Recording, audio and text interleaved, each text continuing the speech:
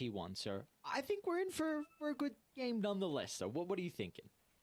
I think we're in for a good one. Again, I feel like this game is set up for T1 to have very small windows, or small margins for error, rather, is probably the better way to put it, right? Because if you're able to get up into these timings and make these early pushes happen and get a good amount of farm with the Lone Druid, make a lot of successful rotations with the Tiny, it's going to work out really well, especially considering, like, with the Lycan, with the Morphling, you can't really fight too early. And as soon as I saw that Witch Doctor Earthshaker come out, my thing was T1 have just got to continue to run at them. They got to pick up the pace. And that's exactly what they did. They did Nature's Prophet, they did Clockwork, and then they followed that up with a Lone Druid. I think the bans that Vici put forward were completely the correct ones. Oh, this might not be too good, though. Oh, that's not a good spot to run up, Mr. White One. As XM just charges in, Yang lines up the paralyzing cask as well, so already XM's off to a great start. And he's stuck in here. Easy CS. He gives him a tip, and he feeds over a train, so a little bit of extra golden experience. They had the vision, man. What's he walking up with, like, a bunch of units for the cask to bounce to? I'm not sure what that one's about from Whitemon. Typically, I'm a big Whitemon fan, but yeah, that was a little bit odd. I think up top they do have Zephyr playing the Clockwork alongside the Lone Druid. It's going to be really good into this Lycan plus Earthshaker lane, just because, of course, it makes Earthshaker's life horrendous, and it also deals reasonably well with the Wolves, right? Previously, with a lot of these summon units, you could just throw them in there and soak up a lot of the battery assault ticks, but now it actually deals double damage to them, so it's not quite so bad. It definitely seems like this is a lane that T1 can find kills. It's going to come down to, I think, if Frisk gets caught out, I mean, the Clockwork, not only in the lane, but in the game, has very good answers to the Earthshaker. So we've seen Frisk. It's something he's comfortable on. They haven't had the greatest amount of success with the Earthshaker nonetheless, but he is caught out of position. It's really going to come down to BAB's micro. If he can tank up his bottom lane, Whitemon, you were just saying, you're saying you're a big fan of his, and unfortunate for him to give over first blood, but at least he's going to be able to rectify that. There's a reason I'm a fan of his, is they're even able to bully out on the top side as well as mid lane. Topson is gonna need to be a little bit careful. I mean, if there's anyone that knows how to play against a Primal Beast in mid lane, it's gonna be him, though, right? He has had by far the most success on it, so he's just gotta make sure that he's saving some of those cooldowns to be able to get the turnaround potential there, or just to disrupt that trample or the charge. It's all about finding the windows on XM to be able to go for those kills, because Tiny, early on, incredibly squishy. Yeah, we saw Topson in the previous game put a lot of emphasis on making rotations. Bottom, Yang might be in some trouble again with the right clicks coming through. This double range lane for T1, even into the double range from Vici Gaming, is proving to be a big issue for them at the moment. I think that's why it's working. Most of the time we would be like, oh no, you don't want to go double ranged, especially with your offlane pairing, but if you're into double range, you don't really care. And Erica, you're a little bit too far forward, my guy. You don't have a stick. Nice comes back from Whitemon. He's going to be playing with the Fairy Fire if required here from Erica. Instead, he's actually going to look to the TP, the T1 tower. So Erica will be okay. If only Glimpse had such a short cooldown that you could just do it again, but no, not this time around.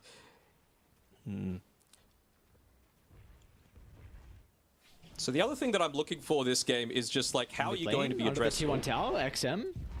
Yeah, there we go. For the onslaught into the trample, but yeah, Topson just instantly used to the avalanche, and XM won't be able to continue to play aggressive and get the damage out on the Tiny. He's going to be looking for those level timings, right? As soon as XM levels up, he realizes that he hits a huge new power spike. So if you're able to deny that away, if you're able to just use a single spell, like this isn't Topson going to be going for kills in this lane. Primal Beast so incredibly tanky that you're just not going to be able to take him down. So I'm sure he understands that XM's probably trying to mirror a lot of this movement that Topson was making in game number 1. He won't let him do it, though. He's just going to shove the wave in and force him to come back to that lane, because, you know, if you leave a lane against a Tiny, he does have those abilities to be able to spam it out. Yeah, do you think there's going to be an easier lane here for XM to rotate to maybe put his stamp on one of the side lanes? It's got to be the bottom lane, right? Like, he's already claimed the top bounty rune, so he's going to go there anyway, just so that he can get another. But again, you're going up against that dual ranged lane, and it clearly hasn't worked out too well for them so far. Maybe he's just thinking, you know what, I'm good at a lot of things that Topson isn't, but I'm no 3-minute rotator, so I'm just going to get back and secure that water rune for myself and make sure I've got the ability to make plays. You were mentioning about bottom there with him potentially rotating. I think this is going to be later on as well in the game, but you know, when BAB gets Helm of the Dominator, I'd really like to see Vici Gaming along with XM put some emphasis to try and play with the Lycan, because if they can try and push this lone druid into the jungle, I mean, the powerful thing about this here is that you're relatively self-sufficient. You can stay in a lane for a very long time. You don't want to be back in that jungle too early on. No, and the way that you counter the lone druid most of the time is that you just look to try and deal a lot of damage early on. And I mean, if you have a look at those heroes, like I mentioned before, you've got this Lycan and you've got this Morphling that want to be a little bit more passive. They want to be farming up those super early items. So a single pickoff for T1 can actually result in a lot, because we've seen how quickly lone druids can look to melt towers if they get the opportunity to. You know, I think that's a scary thing here. Like, both sides have capability to be able to take towers incredibly early on and hit a very, very early kind of mid-game timing. Just comes down to who's able to get out of the laning stage. And at the moment, it looks like we're pretty even. Erica is in fact struggling. I mean, the panel was expecting this, but kind of the change that we're seeing with the Nature's Prophet being able to match up into him. He did go for the 2 points in the attribute shift, though. And he did already use his waveform as well, so they are very capable of just tossing that Sprout onto him and getting a few free right clicks in.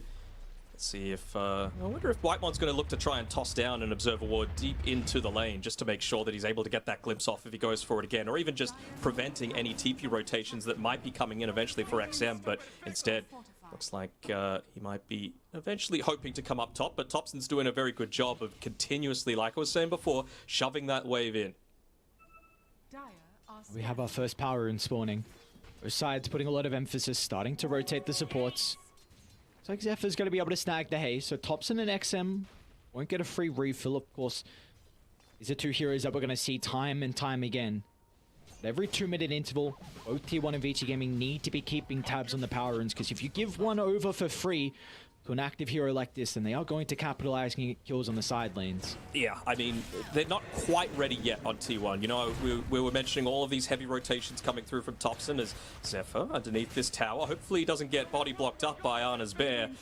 It's not going to be like Cuckoo in his treants from the last game. But yeah, you actually do need, like, the item to start with. Hobson's in a bit of trouble. Eldic is actually going to look to the TPR, but XM has the onslaught to stop that. It's a big kill for them to find. Hobson, one more tick. It's not going to be enough, though. And XM doesn't have mana for the trample. It's going to be a long chase down. Can anyone help? The clarity popping. We'll see if he can catch back up. The trample now available here for XM. Hobson's got to toss as well if required, and... oh, all right. The onslaught, though. Oh, does he hit? Oh, just off the mark. Come on, give him the tip, give him the voice slide. I think it's probably on cooldown, otherwise he would have been able to claim it. But again, this is what happens, right? I'm sure someone would have loved to be able to come through and join that, but with the lack of lockdown that you've got, or the lack of control, rather, for that lone druid bear, you just leave the lane for even a couple of seconds, and that tower's nearly gone on the top side. The rotation from Cuckoo with so much damage they're able to do to it.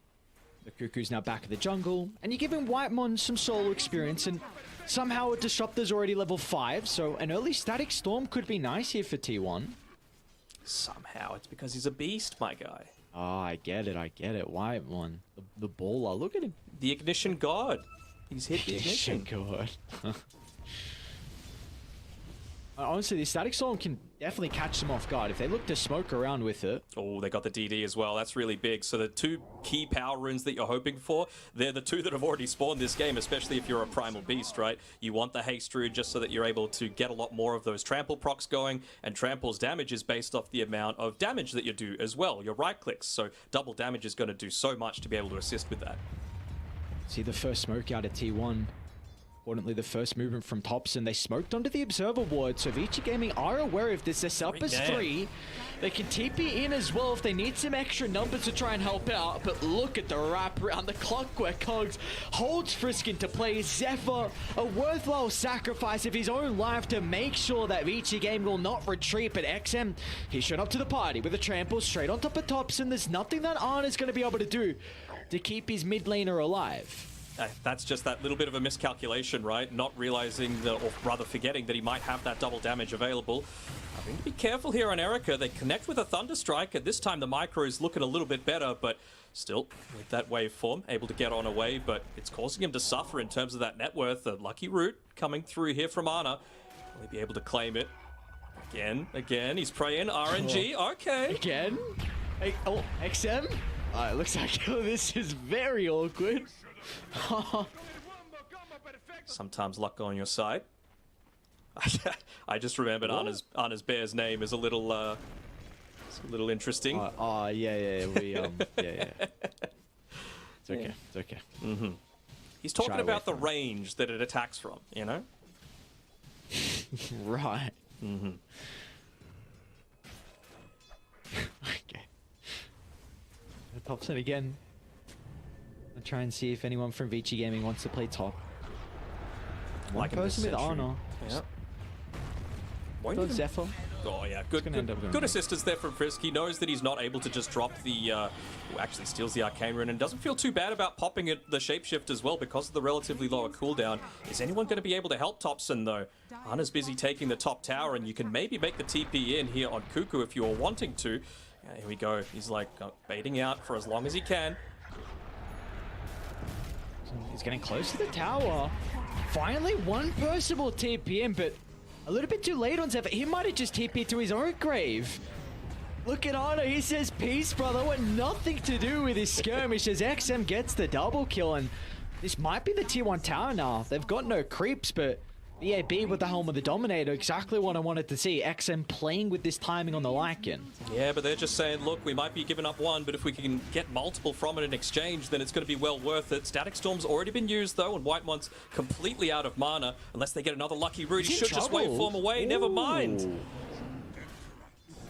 Oh, still on cooldown, and he maxed all the way to strength, so had no more room to play with their own Erica. They've been putting a lot of pressure onto the Morphling. Almost being able to find multiple kills onto him, but that's his first death in the lane, and now this will open up the tower with the catapult timing, so tier 1, they're going to get another tier 1 tower to their name. And they've protected all of their own towers as well, which is the key thing too. It means that you're able to farm that little bit more greedily on the Nature's Prophet and allow the supports to take the lane a little bit, like Zephyr's doing now. Yeah, they just realized they don't quite have the fight potential to be able to defend their tier 1, but I don't think they're going to be too sad about that. They've just been able to claim far too much on the map, and I'm sure Vici are going to be feeling not too great with how their map presence is looking to be, especially considering you've got one of these heroes like the Disruptor where you have a good early game and he's able to snowball into an exceptional one. Zephyr though, another death. Oh, first might have to... Okay, never mind. Wolves are going to be able to cut through. When they are starting to connect though, Thompson and Cuckoo hand in hand. Pioneer's going to be able to get the combination up, but Thompson's in trouble, especially with XM charging to the middle. Now he's going to pick up and chuck down the Disruptor as well, as they've got big Primal Beast issues. 7-1-0 is XM. We spoke about how important he was in their victory against Wildcard, being able to get off to very good starts against Alone in the mid lane. Game 1, we didn't see as much out of him, but this second game, he's well and truly performing. Oh yeah, for sure. And I mean, the thing is as well, that probably is a gank that could have gone a little bit better for T1, but again, just forgetting little things. You're going up against a Witch Doctor, you're going to go in solo on the Tiny, and Cuckoo unfortunately had one of his treants there, so the cask was able to bounce back and forth between the only 2 targets that were available. Chain locked him down, gave the Primal Beast the earliest and easiest possible trample opportunity. You do have that Deso though, coming out for Ana, so it's still one of these cases where if they're able to win a team fight, T1 are going to be able to open up that map even further, and I just want to see how close they're getting to some of their other items as well. You know, Nature's Prophet, once again, going for the Orchid, realizing they are not quite as lacking in lockdown as they were last game, but it's still not looking amazing. Clockwork this time around going for the Vlads, Disruptor, just a little bit more survivability so you don't get those solo pick-off situations happening. So it really feels like T1, while they've been fairly aggressive so far, they're just a few minutes away. Thompson, I feel like they're going to allow themselves to be a little bit more passive, get this extra 600 gold that they need, and then once it turns into nighttime, then start to make their move. Yeah, I think that's going to be the big thing here for T1 is how you're able to utilize his first blink timing from Thompson. He's very close to it. It'll be an okay timing out of him. Of course, I mean, you take a look at his counterpart again on XM. We said how good of a game he's had, but I mean, the Primal Beast has a big advantage with how much farm you can find, and well, he's going to be further enabled now with an Arcane Rune on Primal Beast. So this is also BKB coming out in the chorus. So do we want to see Vici Gaming look to smoke? They are very close to the Helm of the Overlord as well. I feel like this is a big timing for Radiant. They are for sure. And yeah, I think they could wait for the Helm of the Overlord. I don't think you necessarily need to be consistently making plays with this Primal Beast. It's not like there's any amazing stuns outside of Thompson's that you need to be too concerned about. But well, speaking of him, he's picked up that Blink Dagger, and right now, Zephyr, Whitemon, with the duo that they are, they just understand completely what's needed from them at all times. It's just about positioning to make sure they scout out these ganks onto Ana and make sure that he's not going to be just giving up his life for free. They are the sacrifices right now. You would love to be able to give the Glimmer Cape over to Whitemon, just to, again, enable a little bit more of that survivability, prevent a hero that the Primal Beast is looking to get onto with the trample, just surviving that little bit extra. I think for both sides, you really need to be considering about how you position on the map according to Roche, because both sides have the capability to be able to take it now. With Ana having Desolator completed, with the Helm of the Overlord, both sides will be able to bring it down really quickly if they get a pick off and if they win the team fight. So at the moment for Radiant, they've got pretty good vision around top. They might also be able to get a pick off as well. Look at this, Thompson and Whitemon top lane, but great reactions out of Erica. Attribute shift's going to be fast enough, and they're pinging. It's a window now. Static Storm on cooldown. You get to reveal the Blink Dagger as well onto Thompson. Well, they were hoping to catch them on Vici on the pure retreat through the jungle, but still under the cover of smoke. They might get them as they walk back to base, but it looks like T1 might just be a little bit too quick there and able to get out of dodge without losing anyone. Radiant's bottom tower is under attack. So now for Dire in particular, I mean, Ana's just taking a T2 tower down bottom. Yep. No Glyph will come out as well, so this is really the big thing about... Oh, I'll hold that thought as top lane. In the tree line, a bit awkward position for Zephyr. You really make him... No way. It's just no way, space. Zephyr. All right. XM, there we go. It's the pulverized, but like you said, it's just space. Ana's continuing to get another full wave down bottom. He's going to go back to the jungle and get more farm as well. And this is the important thing about Dire. You need to always have bottom shoved in if you are going to prevent a Radiant lineup from going and taking this Roshan. Yeah, they're going to see that the Earthshaker's down here. It's because he's so close to picking up the Blink Dagger for himself, and he's actually got it coming out onto the courier now. They're going to go into Roche, and it looks like they should be considering claiming it, but T1 doesn't seem like they want to let that happen. You've got a rocket coming out from the base as soon as Zephyr respawns. They're going to scope this out, and they feel like they're ready to go. But who can get caught out on the backside by Frisk? We were talking about the win rate on this Earthshaker, 1 in 5, but can he make the big turnaround to change that? Smoke coming through. Sam, he'll start the fight wants onto to make Ana. havoc. He's isolated from the team inside the river. He's going to be able to get Perfect the vision. ultimate form off. So the bonus health, that might not be enough.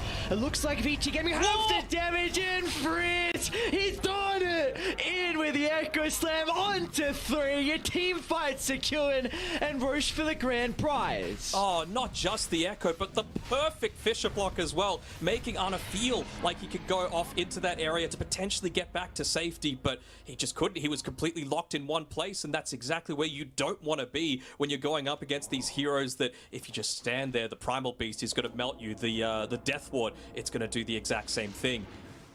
So really just changing their fortune a little bit here on the back of one great play. Here we go. Fisher, perfect on point. Good reaction coming through from Ana to get the true form off, but it was just that little bit slow. The rest of T1, they were a little bit more focused on taking care of a sentry ward as opposed to helping their carry. And I mean, this is what's great about a Primal Beast, right? You just create all that havoc and give you that huge window of an opening. Woo! Back to live, Yang. I'm not going to be reacting too much to that one. I think one thing that was set up by that is... Did you look at Yang's camera as well when he died there? I did, just to see if there was anything. No, nothing happened, but I was just lane, like... XM. Okay. Glimpse into Static Storm with Ana hitting it by and Thompson as well for good measure. It's a big streak for them to find. It's going to be Whitemon that claims it, which is honestly not the worst. We can get towards these items. Oh, they want to keep going. Rushing the Scepter, yeah. They might go up high ground here. All right. Why not? No shapeshift, no echo slam. They're going to at least have to pop the glyph here. This is one thing that, again, T1, they just got to press the go button. And, I mean, there's not many better heroes to do it on than this lone druid. And, I mean, this fortify, it's necessary. but I mean, it's not going to clear out that creep wave. You're going to be stuck down here on the bottom side for a little bit longer. They're going to look to wrap around through the Radiant jungle, perhaps get some D-wards off if they can. And if they can get a pick off, that would be even better for themselves. But top side needs to be dealt with. Cuckoo, he's making the rotation up top, but I don't know if he's going to be able to DPS down this Ancient Black Dragon fast enough. Looks like he might just be able to. So I think one big advantage that T1 had in game one was just the multiple ways they would be able to find information across the map. Of course, that Slark and really early gem pickup was a big reason why. Topson. Lane XM. Yeah, he's in a bit of trouble. Topson just gets the toss away. XM want to play with the Polarizer or the BKB as well to try and secure the kill. They just want more. Ana, it's not one of these cases where you're baited by the neutral item, is it? Very nice. Quick fingers coming through from the Savage Roar, and he catches them on the wrong side of the Fissure. So, again, it's just about waiting for these little windows, right? Are you going to be able to get up into that next item? Do you have the burst damage to be able to take out some of these heroes? Because Lycan is essentially a walking Helm of the Overlord at this stage. He doesn't have too much more than that. And so if Topson is able to get off that tree volley with the Aghanim Scepter that he's looking to pick up soon, then you can really take away a lot of the sustain that provides you, just in terms of the Vlad's aura. Ooh, the power rune's gonna go Topson's way. Go himself out. And we do see as well Erica's game. He's completely stabilized after the kind of rougher lane that he had. Third in net worth. A big advantage over, of course, his lane matchup in Cuckoo. And he's closing into Ana's Lone Druid as well. So I've been very impressed with Erica with how he's been able to catch back up. Manta style into the BKB is going to be the next item for the Morphling. And how many times have we seen this on the Tiny as well? You know, you might have a pretty decent laning stage. You might know how to deal with the laning beast like the Primal Beast. But unless you're getting kills, unless you're farming heroes, then you have a much harder time. Smoke from Vici Gaming. Look at the wraparound. Topson's going to get the initial jump. It's onto Frisk. Static Storm should be able to secure the kill, but T1, they've got to get out. Topson's getting stalked from the walls. So they're going to see Whitemon in the tree line, and XM should be fast enough to cancel that. That is one beautiful thing about Vici Gaming. An issue they had in game one is that they didn't have ways to gain information. This time you do with the Lycan Wall. So we see multiple times now they've been able to see out the positioning of T1's heroes. And you absolutely love getting that Bullwhip as well onto the Primal Beast. Not only can it speed you up, it also slows down the enemy, just enables that trample to be an even bigger deal to be able to take out these supports in particular. Even just tossing it onto the whipping the bear, right, means that maybe one of your supports is able to get away while they're going for this run at you style. Still though, it's a really good spot for Radiant to fight. They got a cliff ward still that scouts out all of T1. Oh, Frisk. They've only smoked us 2 at the moment. He's considering it. Cuckoo, don't group up. Oh, don't group up. This is going to be a big Echo Slam. Frisk is in with XM's follow-up. Oh no, they group up and Vici Gaming penalize them for that. Oh, I was just about to say that they'd been doing a really good job of just kiting out this Aegis, not losing too much, getting relatively even trades, but then that happens. Although, only about 15 or so seconds left. Aegis is going to be gone. You're not going to have that Echo Slam available in Topson. He's only 300 gold away, but this is what Frisk has been dreaming of every single time he's been picking up that Echo Slamming Earthshaker.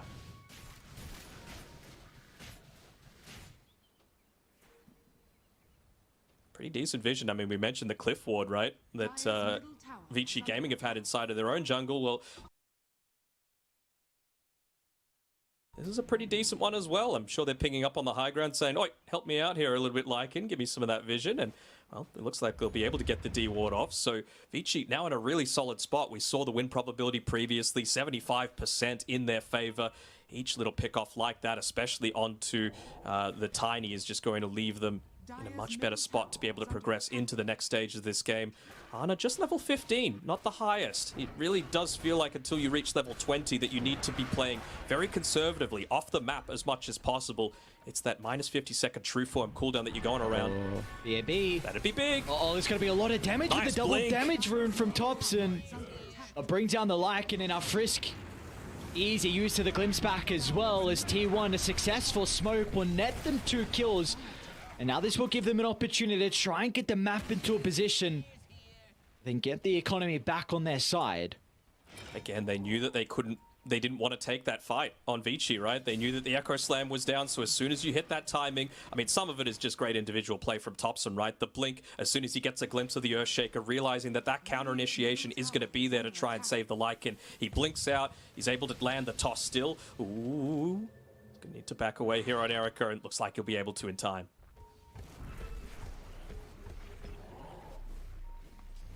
Alright, so he would have done a decent job to be able to withstand some of the Aegis advantage from Vici. It definitely felt like it was more of a farming Aegis though.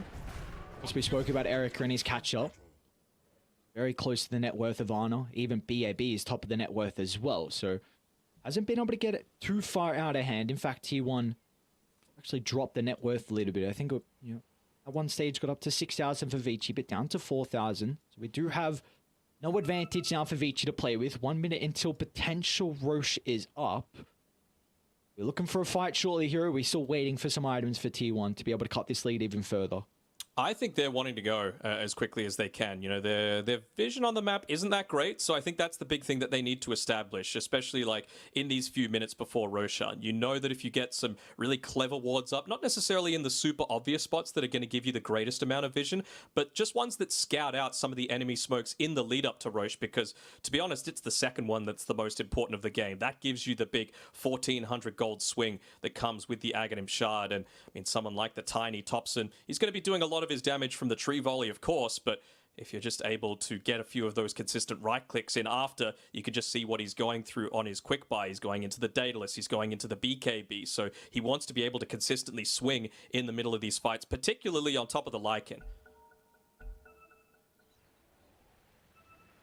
Well, you said Topson has to be able to deal with the Lycan, but who does BAB have to deal with in these team fights? Who is he going to be charging down with his summons and with the shapeshift to try and take out of these team fights? I think you got to get the Disruptor down. I mean, that's really where they've come unstuck a lot of the time. Just someone being isolated. You've got two ways to be able to get that this game. Through the toss, through the glimpse, and if you're able to get rid of the Disruptor, suddenly one of those are gone. Disruptor's never going to be one to commit onto the front of the team fights, so they're going to need to go for a clever play, maybe using the Lycan Wolves in their invisibility to be able to scout out Whitemon's positioning.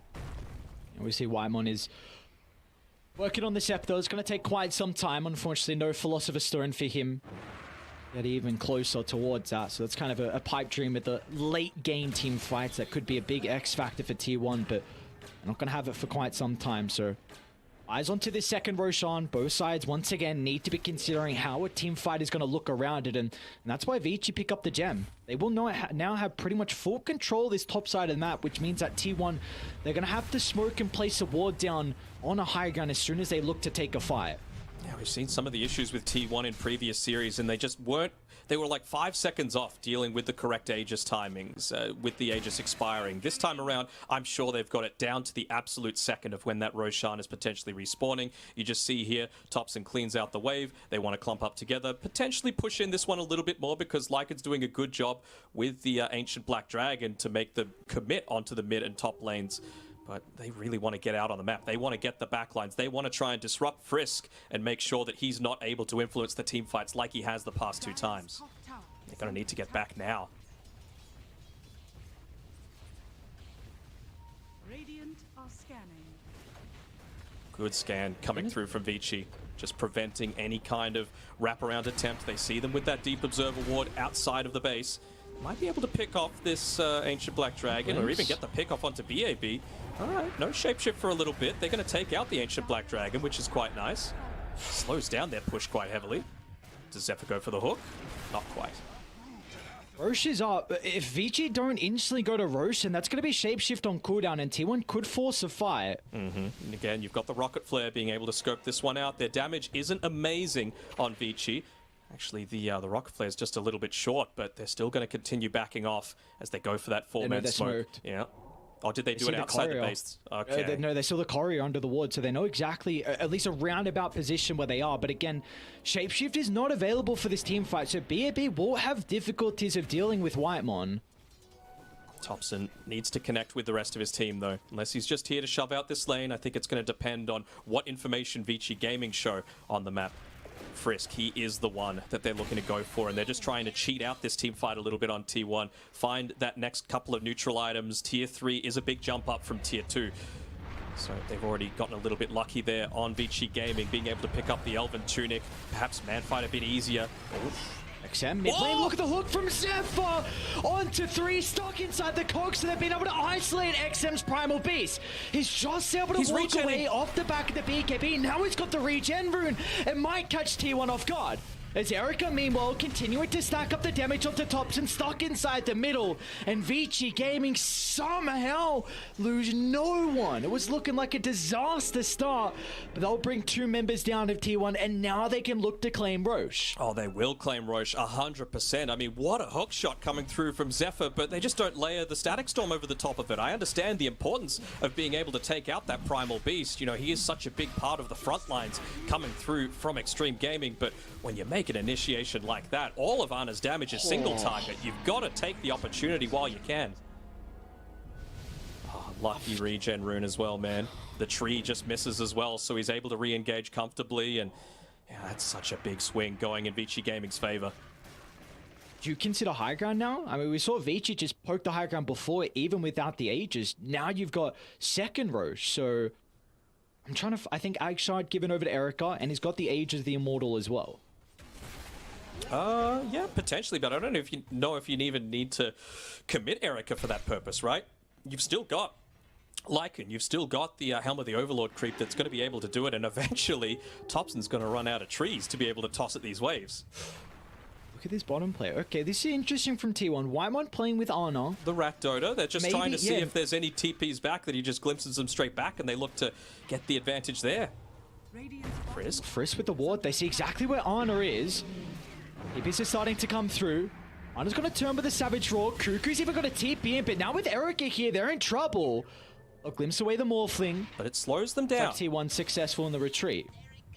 Oh, Zephyr is trying to find that pick off, but he was just off the mark with XM there, so wasn't able to find vision of the Primal Beast. Could have potentially gone for the hookshot play, assuming that the rest of the team would have been able to connect. You've got a Nature's Prophet. He's able to get there really quickly. You have Topson.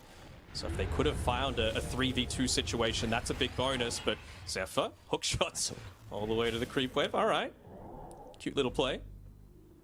But I like that T1 are understanding the state of the game and just saying, look, we can't play 5-on-5 Dota. That's just the situation that we're in. We don't have the tools to be able to take out this Morphling unless, again, we find the backlines, which is going to be pretty hard to do, or we go for this Rat Dota play. Just trying to keep them away. Trying to stall out the game. Interesting. Yeah, it's possible. Again, Whitemon's playing alongside of Ana, and they're going to force a glyph out. It's something. Nice scan. Very nice scan from T1. Wrap around a temper. Will not be able to catch them off guard. And even Cuckoo is going top. He realizes that this rotation is coming, and he's like, all right, well, I'm probably not going to die up here. Or if you could catch that courier, that'd be a big benefit. He's just going to let the boys do the work. Unfortunately, it's not the old Aghanim Shard. Otherwise, that tier 2 tower was probably going to be going down, right? They just used the tier 3 fortification. So they wouldn't have had that multi-shot to be able to take out any sort of wave that's pushing in on the top side. So T1 weathering the storm. Yeah, we see how difficult it is for them to siege into this tree volley. It just clears the whole creep wave and pretty much all the Lycan summons minus the Helm of the Overlord. And some of the issues usually with Tiny's defense is you don't particularly have trees to play with, but you've got Nature's Prophet. Just chuck down all the sprouts, so it really will be difficult, honestly, for Vici to siege up this high ground. You can't just hope that the trees are eventually gone. No, you can't indeed. Ana has to be a little bit careful with where he's positioning right now. There aren't too many people showing on the map, but they just walk underneath this pretty obvious observer ward, so T1 going to have full understanding that they're clumping around here on the high ground region. And they are doing an incredible job to split up the map. Look at them again. Even Zephyr's just cutting mid. T1 doing everything right. Finally, the Vici Gaming, they might have an opening. Tier 2 towers claimed down bottom. Considering about walking up. They've still got the glyph. Tree volley up and available again. Topson's making sure that he can be as far back as possible. And there we go. Wave cleared. Okay, well, now you can deal with Helm of the Overlord. You get a couple crits apparently, so oh, very cool. Titan Sliver Tiny. Oh, remember those days? God. Dude, alright. So, I felt like whenever we were watching a Tiny position 1, It was 100% drop rate for this neutral item. I legitimately swear, whenever it was a tiny one in the game, it was written into the code that you had to get a Titan Sliver. Yeah, the tiny sliver. Another important thing just to note, Ana, he just hit level 20. So that means that you can afford to play a little bit more aggressively now, just because you've only got a 10-second downtime on that true form. So I think they might be looking to eventually rally around him a bit more. Not if you're losing this and it's a 5v4 fight, though. Ana, again, just TPing around the map, trying to get that next little bit of farm. He's going the old gunner build, maxing out the Wraith Bands, looking to buff up his own survivability as well as the damage of the bears.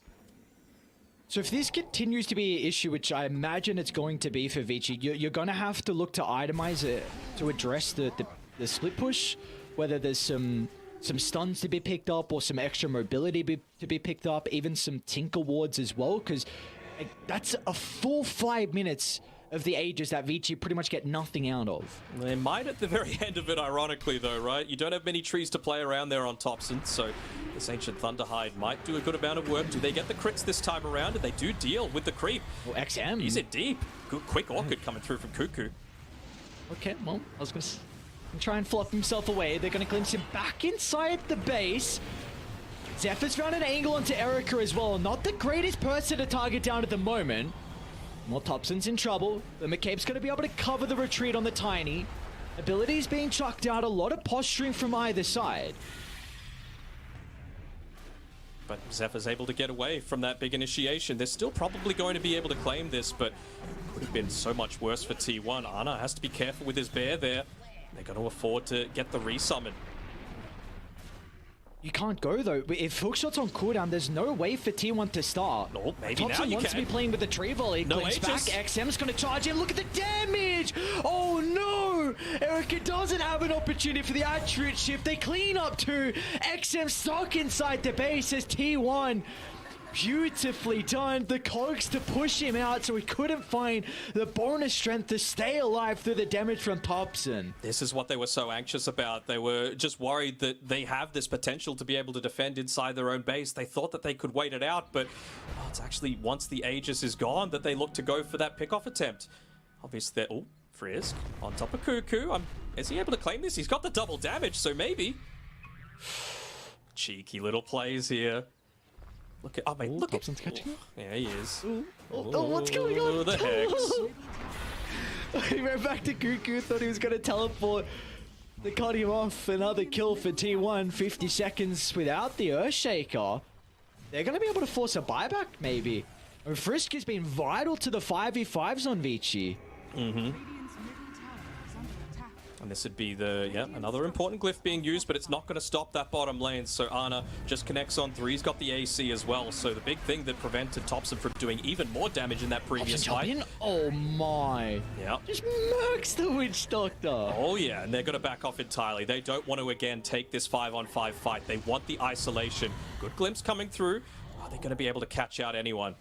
Doesn't seem like that's the case. So they're just being played with right now on Vici Gaming. Double buyback out of Vici. And T1, That what XP. an incredible last, like 7 minutes for them to kite all of that second Aegis to win the fight up top. Yes, you lose the melee barracks, but now the net worth lead is finally back on T1s. You think Ana could sell those 3 iron branches in his backpack? I mean, they're kind of just sitting there doing nothing. A little bit of wasted XP. He's no stranger of selling items. It's good luck. It's for good luck. Sure.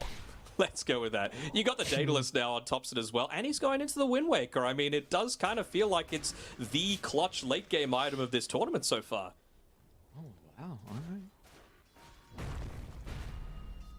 And I hope they give a little bit of farm to this shot, though. Ana just yoinked Whitemon's creep wave. Pretty close to this Scepter, which really could turn a team fight around if Vici Gaming are not aware of this. Someone has to deal with the spot lane. Yeah. Like, Lone Druid push is pretty far. You can't just leave bottom now completely open. It's going to go into the Abyssal Blade next, but I mean, if it gets super late, Lone Druid still can be relatively scary. You've got a Lycan, you've got a Primal Beast. Caught out BAB by the triangle. A beautiful catch from Zephyr, but the Sprout pushed him out.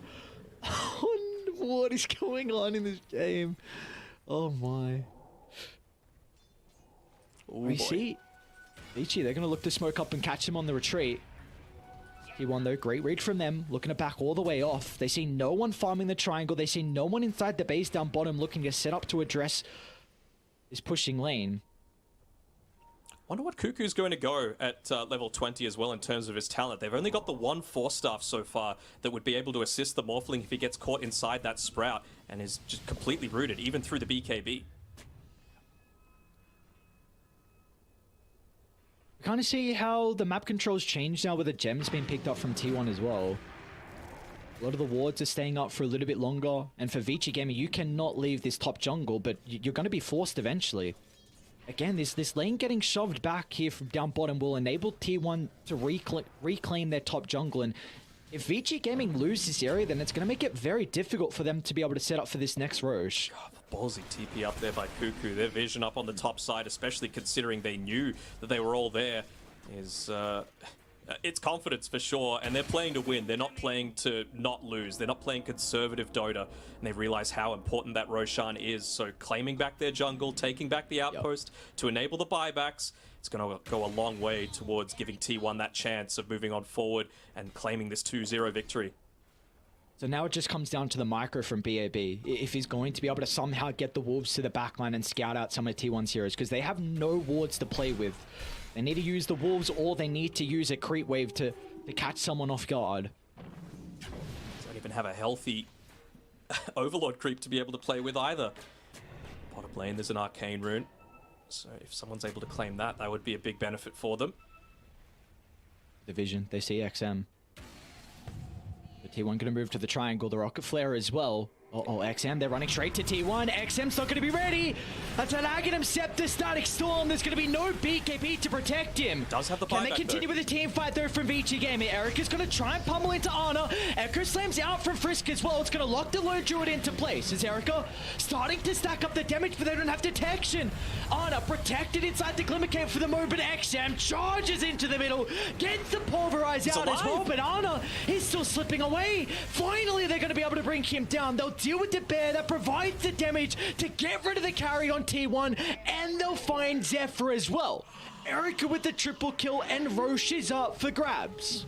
Oh, they were just banking on the fact that he didn't have the buyback there on the Primal Beast. It really does feel like they would have been able to take that. Oh, they actually go for the charge in. It's got the BKB available. The damage coming through from Erica is too goddamn fast. The Glimpse will buy him some time. Hobson will TP out. This is now Roche completely free for Vici Gaming. Third Roche of the game. Aegis Cheese and Refresher Shard. All the components going the way of Radiant. I mean, it's great to be able to find this singular pick-off, but it really does feel like they needed more. They needed to be able to claim more. It was a fantastic Maledict coming through as well here onto the Lone Druid. It did a ton of damage, but look at how tanky he is inside of that True Form there with the AC, with the Wraith Pact placed perfectly by Zephyr, but it's just a Morphling taking an extended team fight, the buyback with the BKB coming through from XM, and they end up killing the bear instead. That's what kills Ana at the end of the day, just the damage that it does, so they get double value out of that kill. You're not allowed to do that. You're not allowed to come and kill my Primal Beast. You've got the DD on Erica. Looking to push up onto that high ground. They're not going to give them the opportunity this time around, but they've got all of their ultimates available. Oh, this would be a big pick. Thompson, he's going to get blown up. Oh, the damage coming through for the Morphling, thanks to the Power Rune, will force a buyback out of Thompson. The Hex is there as well. Might catch him off guard. The fault from Zephyr. They need the damage. All right. It'll come through thanks to Arna's Bear. The Static Storm's ready for round 2. T1, they can turn it back around here. The Tree Volley pummeling through. Thompson's going to jump into the middle as well. They brought down Erica, and now Vici Gaming need to get out. But can they cover the retreat? Can they cut their losses? They want XM. They know he bought back. He bought back prior. The Primal Beast caught out inside the lane. There's nothing Vici Gaming can do to keep alive to position 2. Frisk will jump in. The Hail Mary play. It'll buy enough time for XM to play around with the cheese. He's not going to be able to onslaught away, so instead it's going to look to try and get as much damage and take Whitemon into the grave with him. But that will not be the case as T1 protect their captain. They protect Whitemon, but Frisk will finally get the finishing blow. It's T1. They'll still catch up to him nonetheless. Some crits raining down thanks to the tree volley.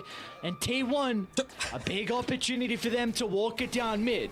And Zephyr just yoinks away the old arcane rune in front of Thompson. I'm sure he's, a little bit annoyed about that. And Zephyr, you can see him there. Yeah, don't worry about it. I'm going to make the big plays. I got my hook shot coming off cooldown in a couple of seconds because it was that initiation. He's got the Aeon disc to be able to play around with, and he could look to find that backline, create that havoc so that you don't have the ability to turn around and show the continuous strength. This is a really big fortify as well. They will not get the refresh on this one, and they actually get the pick off too. Have they thrown this? This is 2 lanes of racks, man. All the other lanes do kind of need to be addressed from T1. You do have respawns coming up as well. All right. This is playoff Dota. This is what happens, right? Yes, people get nervous. People make mistakes. Big plays can happen.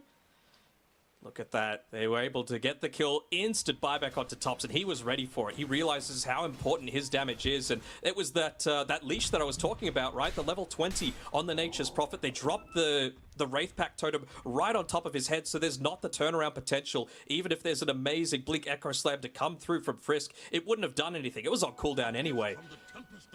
So T1 and high ground defenses, huh?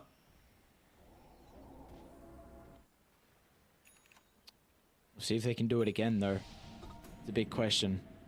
Whitemon is priority number 1. You brought it up before that BAB has to kill him through the fights, and I think it's even more prevalent now with this Aghanim Scepter. There is some big issues. If he's able to get a Static Storm off, even onto 1 core, they have plenty of damage to be able to pummel in the inside to follow with that mute. So Vici Gaming, you have to find Whitemon if you're going to be able to succeed in this next team fight. Are they trying to bait this one out? I mean, do they have the gem? I'm not quite sure if they could see the wolf standing on top of it. Yeah, Zephyr and Whitemon got a gem. Yep. They're just wanting to make sure that they are instantly moving forward. There's a lot of heroes clumped around this high ground area, but no one's got vision. It's just Zephyr flying around on his jetpack to try and give that understanding. Oh, just so close, and he does eventually ping it out. I was worried that that gem wouldn't have been able to catch him there. They're walking around underneath the outpost, so that's going to reveal their position. Cuckoo up top. He's having to deal with this top lane continuously pushing in. You have some pretty big level 25s for T1, however. Under with the Spirit Breath, and we see that Thompson's gone for the Avalanche cooldown. So he's got 4.5 second cooldown on Avalanche thanks to the Octarine. Love to see it. Spamming out Avalanches in the fights, Cuckoo. Gonna try and protect the ward. Chuck a Hex, maybe tell Yang to get away from my jungle. Nice little bits of extra damage about to be coming out soon from XM on his Primal Beast. Aghanim Scepter, I believe, was coming out on the Courier, unless I'm mistaken. Just completed. Yep, so there's nothing amazing to break so far this game. I guess the Demolish and the Root is going to be kind of nice, so you're able to man-fight a lot more into that Lone Druid. They might just look to turn onto the Bear and have him maybe not know that understanding. I mean, Ana, he's been spamming games, literally 200 plus in the past couple of weeks, 10 games a day, but you know what, Primal Beast Ags, it's a relatively new thing, so in these high stress situations, that's the sort of thing that can slip your mind. Spoke a lot just before about Vici Gaming and how they need to take the team fights of dealing with Whitemon, but what do we need to see out of T1 here? Who's priority number 1 in this next skirmish? I think it's still got to be Frisk on his Earthshaker, right?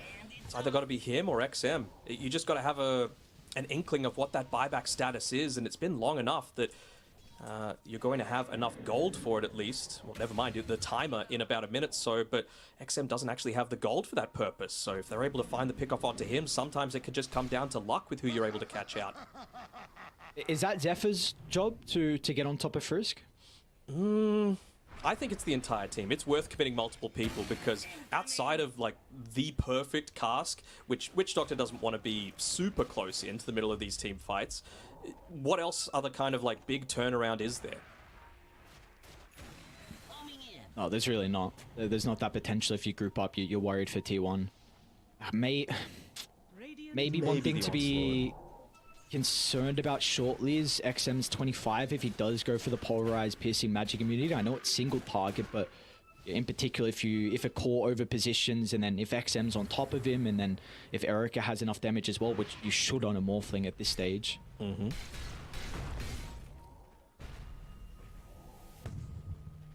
They could have multiple leashes. Have they addressed this Force-Staff situation? Yeah, they have. So Witch Doctor, he's gone ahead and finished one up for himself.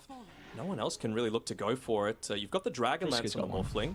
Yeah, but they've got two now. Previously, they just had one. Erica, he's close to his level 25, and he actually sells the Dragon Lance. I was wondering if he might be considering going into the Hurricane Pike, just because Clockwork, if he gets level 20, he could also look to go for that Power Cogs leashing units inside talent. Ooh.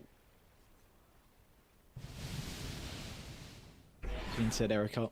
Swift Blink, and there we go. Level 25, so often we see the waveform charges, and that's going to be the case once again. So either side, it's like we're just stalling this one out, getting ourselves set up for this next Roshan. Of course, Erica's still holding the Refresher Shard, no other components from the previous Rosh. Yeah, great farming in terms of the timing that it's going to hit as well.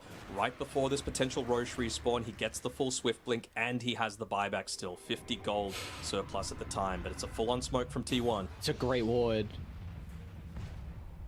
It's a great ward to play with. Look at the jump as well. Thompson, They see him. he's pretty separate from the team. Well, they almost found They Chris. want to go on this for Vici Gaming. Eric is actually going to waveform into the middle, trying to target down the Tiny at the moment. They won't have the damage as Thompson steps Whitemon out to the right side, but they've been able to deal with Whitemon, and it looks like T1 need to get out. Back towards a triangle. Zephyr is in a bit of trouble at the moment. Thompson's also trying to escape, but no one will be able to catch up. Cuckoo's going to be able to BKB TP. Zephyr should tick out to the Maledict. He will die inside the base. So Vici Gaming finding both supports. Rosh is up in a minute.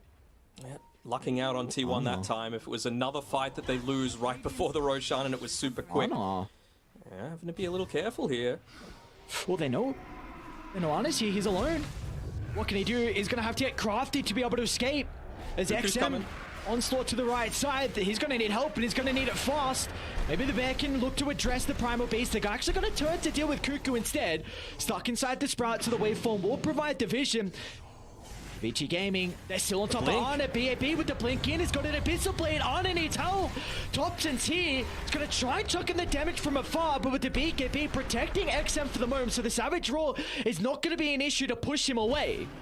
T1 not wanting to buy back just yet. Another resummon from Arna. How deep are they going? The bash is in the control. Erica goes down to T1. They baited them. They set the trap inside the base. They'll be able to turn to Yang.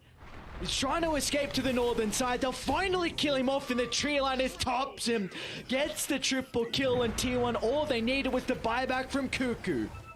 They do. They commit a few more, and this time it's when the Roshan's going to be up. They've got the vision. They've got the understanding that it's going to happen.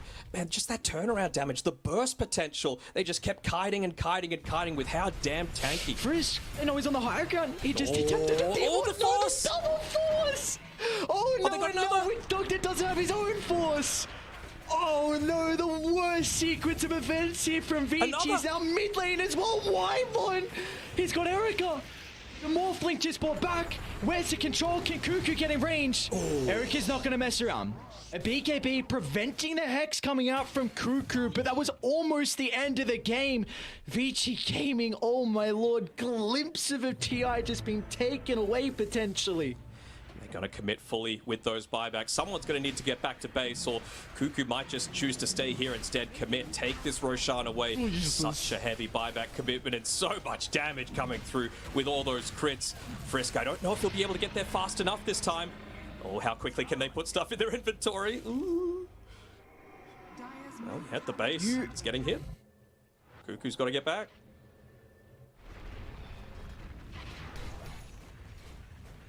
Hit the siege creep, my guy. The siege creeps. I know the deal would tell. Oh god. Alright, they gave Cuckoo Tome, so trying to get him his level 25. But they found the right target at the start here. Whitemon is easily the best target. Zephyr ended up hook-shotting through onto a creep wave on the other side. Thompson just using these little things, lucking out with the flicker there, bringing him forward a little bit just to be able to escape the range, kite out the fight long enough, force them into these areas of uncertainty where they didn't have the vision advantage. And then Arna, I wouldn't call this a bait. They just, Yang it was just a little bit of an outplay coming through here. They thought they might be able to take out the bear. Ana, again, the level 20 talent coming in handy with that super low cooldown. Thought potentially they might look to go for that quick kill, but the voodoo switcheroo lasting 3 seconds instead of 2 now means that they don't feel comfortable enough to go on forward. He's laughing, he said, come on, come into my house, see what my boys have got for you. All right, Vici Gaming, a game deficit in their hopes of continuing on in the lower bracket. 22,000 lead for T1. Probability is somewhat pretty even considering. I think it's just the rack situation. It's still slightly favoring Vici Gaming, and of course they're like, well, this is a mid-tiny. Not super great into the later stages of the game, but this is a Thompson mid-tiny. We've seen what he's able to do time and time again. 4,900 health you have to go through on the tiny. He really wanted that quick pick-off. Got a spread. It's just so tanky on Dire. It's not going to be easy at all. We see Zephyr under the ward. But again, do you want to jump the clockwork? Nope. Need a response. Otherwise, the Bear's just going to freely siege. And meanwhile, once the Bear's going to work, Zephyr's ready and Thompson's ready as well with a tree volley. Almost enough to bring down Yang, but Vici Gaming at least keeping the heroes alive, but the barracks will not be so fortunate. The only one with buyback is the Lycan, and I feel like that's nowhere near the main target for him now at this stage. There was a big period where it was, where a lot of the damage coming through from Vici Gaming was because of that Helm of the Overlord, both from the creep as well as the aura, and of course any kind of roar that you're looking to use on the Lycan himself. But now it does switch over to the supports, or even the cores, honestly. We've seen so many times that Whitemon's been able to hit these amazing static storms, especially talenting heavily into it to be able to find it out. And of course the double static storm potentially coming through here. Looking to move on forward, catch out anyone that wants to push out this lane, because it's all melee essentially that they've got outside of the Morphling, and you can't afford to commit him to the front of the team fight. You're going to need a smoke here from Vici. The rocket flare and the bear in the front line's just giving them way too much information. T1 know exactly whenever they're going to get the jump. Could be the last team fight. XM, chuck in, double fissure. Not the worst start, because Frisk has got the follow-up Echo Slam as well. They're going to try and block Thompson at the moment. A decent amount of damage coming out throughout the Pulverize, but Thompson's going to step out to the right side. But Vici Gaming, they've locked onto their target. Can they reset, however, on Rainy? Because Ana's still in the middle, trying to 1v1 Erica at the moment inside the Sprout. They've been able to deal with the first side. Vici Gaming, can they set themselves up for round 2? Ana's vulnerable. He doesn't have the boys nearby to protect him as XM trampling all over the Druid, and they'll bring him down, and now they'll turn to Nature's Prophet as Cuckoo just brought back. Be cautious here, T1. You can't continue to bleed your members. Such a heavy commitment to Thompson. He's got Whitemon nearby. Static Storm's going to get laid down, but look at Erica. He doesn't give a damn about the Static Storm. Erica just pummeling in left, right, and center. The answers are there. Now Ana's separated as well. T1 are crumbling as Vici Gaming. They can walk it down. A Glyph will only delay this. I think we're going game 3. I think we are as well. It's going to need to be the biggest players of all time coming through from Clockwork and Disruptor to be able to influence this one. They're just trying to spam out those rocket flares, influence the creep waves, make sure that you've got some level of backdoor protection, and BAB instantly just trying to make sure that that doesn't happen. Look at Zephyr. Hey, what's going on? He just wants to push the creeps, man. He doesn't have buyback. Ooh, he's in invis. Dude, Zephyr, how are you asking for a high five? You're about to lose the game. Oh, I must have found. Nice blink reaction. Ooh. No way they all get out. They all got out. Oh, if the creeps got him, I would have lost my... Is this going to delay for long enough, though? They've got pretty good damage. Does Clockwork sell everything to buy the Scepter so that he can spam that rocket flare to push out the waves? I mean, he's not, but I wish he did. Oh, they see him. Oh, no, they see him. I mean, desperate times call for desperate measures. They're going straight tier 4s, and why not? Yeah, we got game 3. Oh my, what was this game? It's only fitting we go the distance. T1 Vici Gaming game 3, you love to see it.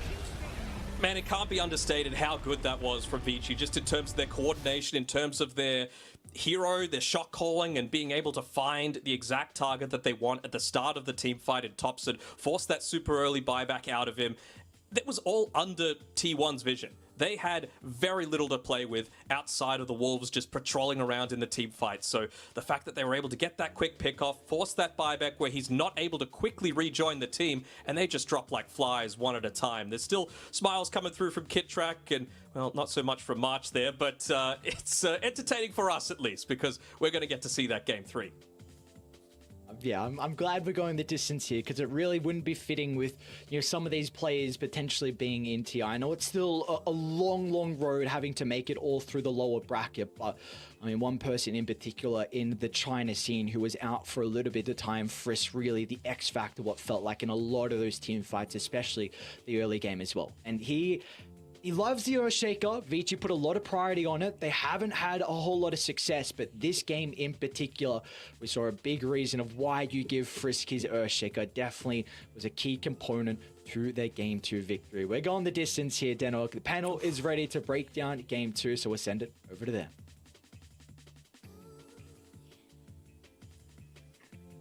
Thank you so much, Danog and Aries. Boys, I don't even know where to start with this game number 2. It was absolutely insane. From team fight to team fight, from high ground defense to the other ancient.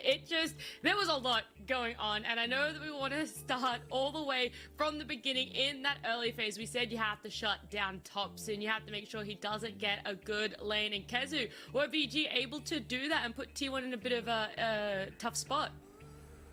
Yeah, I mean, I feel like T1, like early on, you have Vici like kind of run over Thompson so much. Like you can even see here, they were chasing him from the mid lane all the way to here to kill him. I gotta say that I did not like at all how T1 played their early game. And on the contrary, I think Vici, they did a great job. They were talking about what we thought, you know, they should do by shutting them down, which was great. And then here, I want to highlight this clip, which is like, you know, you have this space where Shaker is gonna kill the Clockwork, and Frisk is very close to his dagger here. So what is gonna happen after this kill is that he's gonna TP bottom, and then we're gonna see his team in the meantime, in a moment, that they're gonna angle towards Roshan. And what's super cool to see in Dota sometimes are like these little plays that start combining together. So we can skip ahead to when the team is going Rosh. Right now you have Frisk bottom, he's farming the Blink, and he's gonna end up slowly connecting to his team here. And now look at this, the Fisher is on point, it blocks off Ana, and now after he TP'd bottom, ran back to his team with the Blink Dagger. You need to watch him in the bottom, he waits patiently, his team sets him up, and bam, you have a 3-man Echo Slam.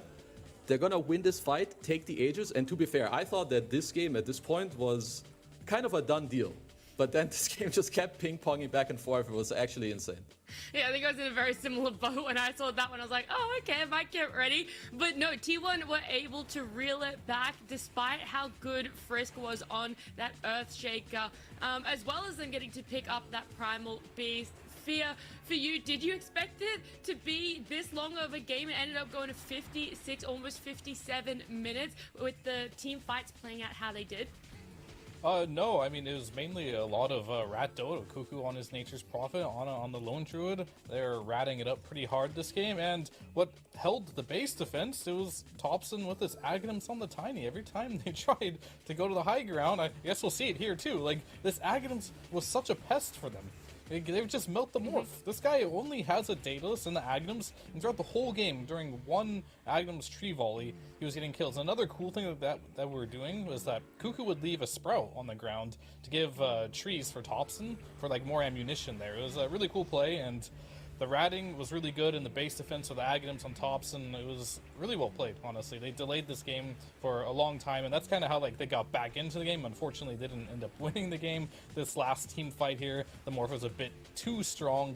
They ended up getting a really good initiation on Ana here, ends up dying immediately. Thompson died immediately as well. Now Ana's just surrounded by 4 heroes, doesn't know what to do, dies here, and then we've got like a plethora of like diebacks here, and then Vici just casually end the game after being down like 25,000 gold here. So bit of a throw here at the end by T1, but Vici, they always had the heroes to be able to make these big team fights happen, and they finally found the avenue, and just shy of an hour they closed this game out.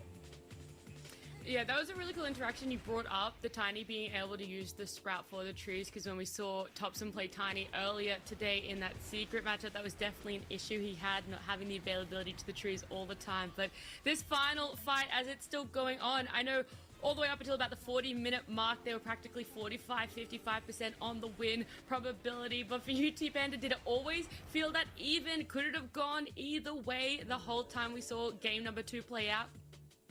I mean, it was a great analogy that Fear said about giving ammunition, but I think they just gave them the wrong size shells there at the ending part of the game. But still, I think this game could have gone either way. Like, we saw some of those moments where T1 would be able to wipe Vici Gaming. In most moments, it was where Morphling got blown up in a matter of seconds. And that's how fast the scales of balance basically shifted. It could have been a Vici game all the way. It could have been a T1 game to finish off in the end, but that we saw in that last fight, they were spreaded so wide they had barely anything to throw in. Morphling has a free time right click, and we know what that leads into. Even the Ana Bear is not strong at that point to deal with it at that stage. So a well-deserved victory for Vici Gaming. A lot of people would have probably said GG when the time they were pushing at the bottom and they didn't have buybacks, but that was a fantastic defense from them. Now everything clicked in that team fight for Vici. 100%. I do want to highlight the Ana Lone Druid a little bit more and hear from you,